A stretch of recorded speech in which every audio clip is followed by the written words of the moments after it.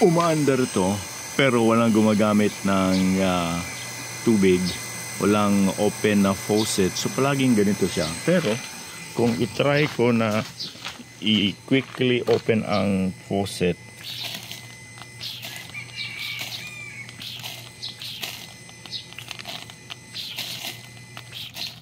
yun, namatay siya. Okay, so parang I think it's all about air or pressure sa loob. Yung iba, sabi nila, kailangan lagyan dito ng valve, check valve. May nakita kong isang video dito sa YouTube. Sabi niya, kailangan yung input lagyan ng check valve para yung tubig mula sa provider hindi babalik doon sa metro. Okay? So lagyan dito ng check valve. Hindi ko ito nilagyan ng check valve kasi sabi ng manufacturer nitong G1 booster pump, nasa loob nito ay meron ng check valve, so di na kailangan. Pero okay lang, pwede ko naman lagyan yan. Una sa lahat, mag-subscribe muna kayo sa aking channel para suportahan ito. You may also join this channel as a member to avail of exclusive perks like priority in comments reply and early access or exclusive access to some videos for members only. You can also help fund some projects here by sharing super thanks. Wow! Yung normal load ko dito sa aking River 3 Plus power station ay nasa 15 to 19 watts kung hindi umaandar yung pump. Kung papaandar rin natin ang pump, ito ang mangyayari. Nagpa-power surge siya ng over 600. Umabot siya nga ng 663 yung nakaregister dyan sa display ng power station, pero minus may usual load na 15 to 19 or 17 watts, so nasa almost 650 lang yung power source. Pero yung power source, isang dali lang yun. Ilang segundo lang yun, 1 to 2 seconds lang yun. Then, bababa siya sa kanyang normal consumption na about 400 watts yung pump.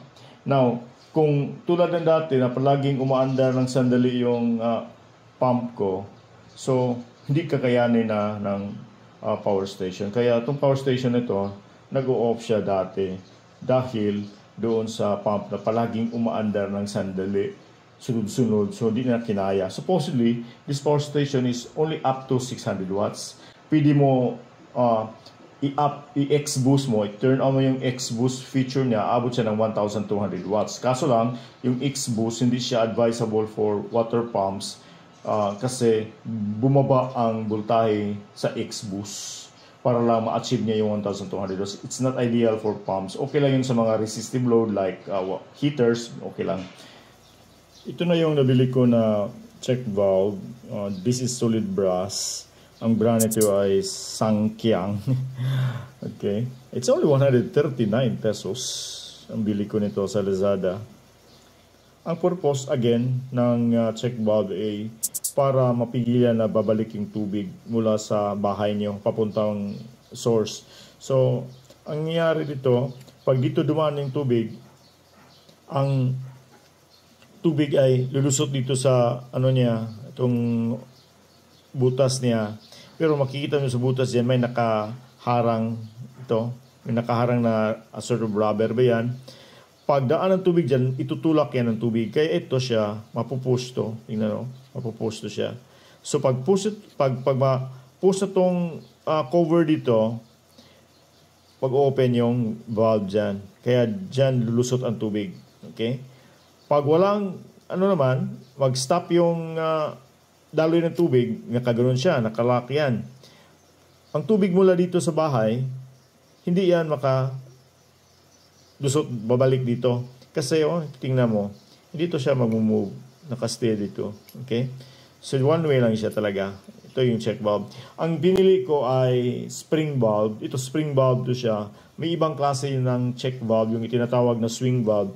Ang diferensya sa swing valve is para siyang sa loob, may instead of ganito na may cover siya na may spring, ang check valve ay parang siyang gate, okay? Na ganun lang siya magsuswing. Ganun. Kung ito yung cover dito, parang maggaganon lang siya. swing. So pag dadaan ng tubig dito, mag-open to kasi sa force ng tubig. Ang problema lang ng swing valve, kung di maayos pagkatrabaho, pagbalik niya doon, hindi siya makatakip talaga sa butas. Unlike dito, kung titingnan natin na maayos to siya, ang rubber dito ay nakasealed talaga dito sa butas ng valve. Tingnan mo. Saradong-sarado yan. Hindi yan basta-basta lawa natin para maklaro. Okay? Okay? Tingnan mo. Yung white na yan ang gasket niya na nagsara ng tubig. So, kung i-push mo to siya, that's the time ma-open siya.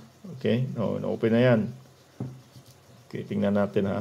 So, kung pag-push ng tubig, mag-open yung valve, yung gasket. Open yan. Dito, wala. Okay? Kaya, kung swing valve gagamitin, magsiswing yun. Okay?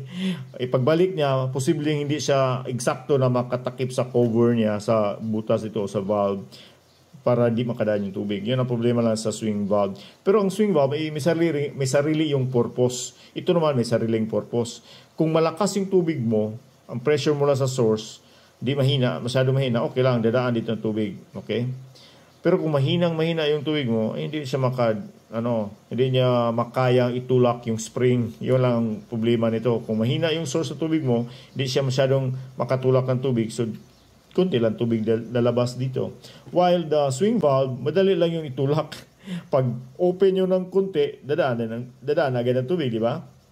Yun ang advantage ng swing valve. Problema lang sa swing valve, kung ang faucet mo ay inclined, for example, gano'n niya, so nandito ang swing valve, so ang swing valve palaging open, maggano'n siya kasi naka-swing naka-incline ka eh.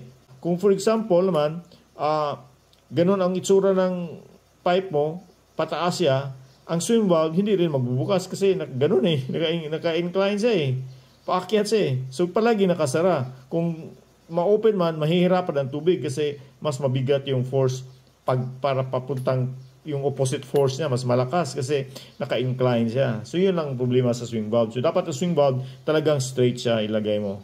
Ang diferensya sa mukha ng swing valve, may takip dito sa itaas. Then you can put a adapter here para sa PVC pipe. Sa kabila naman. Yun lang kasimple. So, ilagay ko yun doon sa aking pump. Ito na, nalagay ko na ang ating check valve. Tamang-tama ang posisyon niya. Although inclined tong aking pipe. Pero okay lang. Actually, kailangan ko itong ayusin. Ibahin ko to. I-change ko to later. But for now, ito na muna. Obserbahan natin kung aandar pa ba ng sandali ang ating pump. Yun lang naman ang purpose natin dito. So, let's observe for one day. Mula nang ma-install ko tong check valve kahapon ng hapon hanggang ngayon ay hindi na biglang umandar. What?